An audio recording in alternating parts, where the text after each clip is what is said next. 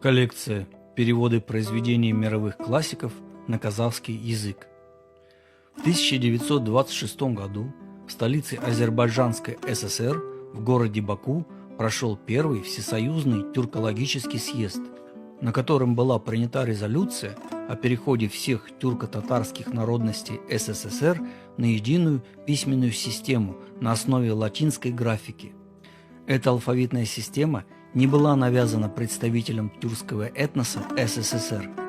Она была выбрана самостоятельно, преследуя цель консолидации с остальными независимыми тюркскими и европейскими странами в сфере науки, культуры, искусства, образования. Данная алфавитная система использовалась в Казахстане с 1929 по 1940 год до замены ее кириллической системой письма.